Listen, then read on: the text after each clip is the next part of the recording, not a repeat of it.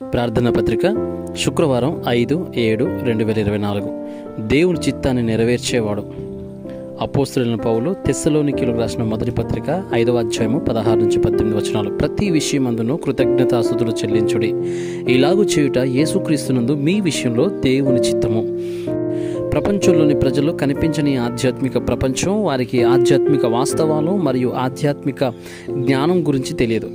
మానవుని అద్వితీయమైన సమస్యకు బైబిల్ ఏకైక సమాధానాన్ని వెల్లడిస్తుంది. దేవుడు మనిషికి తనతో ఉండే స్థితిని మరియు జయించి పాలించే అధికారాన్ని ఇచ్చాడు. మనిషి దీనిలో ఉన్నప్పుడు అతను నిజమైన విశ్రాంతి స్థితిలో, నిజమైన సంతృప్తి మరియు నిజమైన ఆనందంలో ఉన్నాడు. అయినప్పటికీ మనిషి సాతానుచే మోసగించబడినప్పుడు అతడు శాపములతో, విపత్తులు మరియు నరక శిక్షలో జీవిస్తూ ఉన్నాడు. ఆ సమయంలో క్రీస్తు దేవుణ్ణి తెలుసుకోవడానికి మార్గాన్ని తెరిచాడు. అన్ని సమస్యలను పరిష్కరించాడు. పాపాలు, శాపాలు మరియు విపత్తులు మరియు మనిషి యొక్క అసలు ఆశీర్వాదాన్ని పునరుద్ధరించారు. అయితే మనిషి మొదట ప్రాథమిక ఆధ్యాత్మిక స్వస్థత పొందాలి.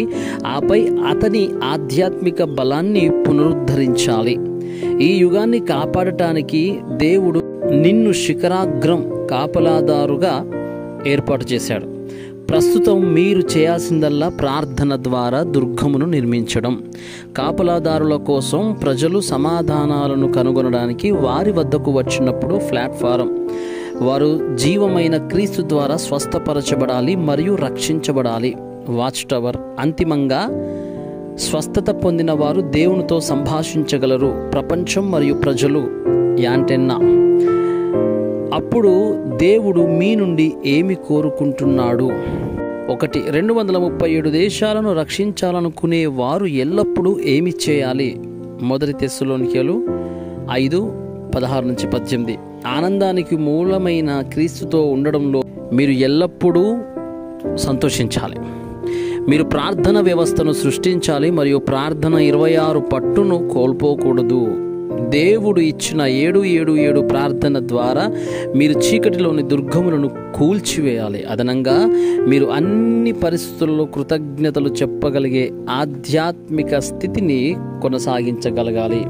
కృతజ్ఞత అనేది స్వస్థత యొక్క ఫలం. 2.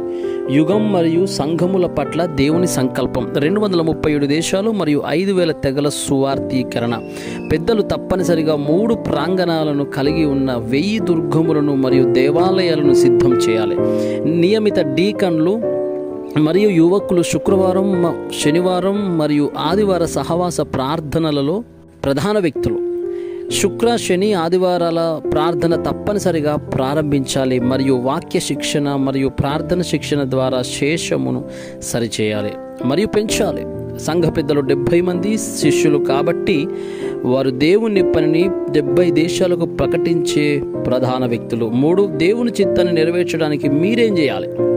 మొదటి తెస్సలోనికీయులు 5వ అధ్యాయము 19-22 వచనాలు. మీకు కావాల్సిందల్లా పరిశుద్ధాత్మ నింపుదల, వాక్యం నింపుదల, జ్ఞానంతో నింపుదల మరియు విశ్వాసం నింపుదల మాత్రమే.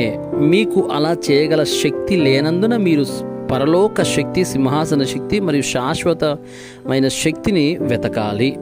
క్రీస్తు 2వ రాకడ రోజు వరకు మీరు 777 ఒడంబడికను అనుసరించినప్పుడు దేవుడు మిమ్మల్ని సంరక్షిస్తాడు మరియు నెరవేరుస్తాడు. ఇప్పుడు ప్రారంభించి మీరు ఈ వాగ్దాన వాక్యాన్ని విశ్వసించాలి. దాన్ని మీ ఒడంబడికగా పట్టుకొని ప్రార్థన 24ని నమోదు చేయాలి. ఒడంబడిక ప్రార్థన. ప్రియమైన దేవా, క్రీస్తు యేసులో నా పట్ల నీ చిత్తాన్ని కనుగొనడంలో నాకు సహాయం చేయి. తన వాగ్దానాన్ని నెరవేర్చే మన ప్రభు అయిన యేసుక్రీస్తు నామాన్ని నేను స్తుతిస్తున్నాను.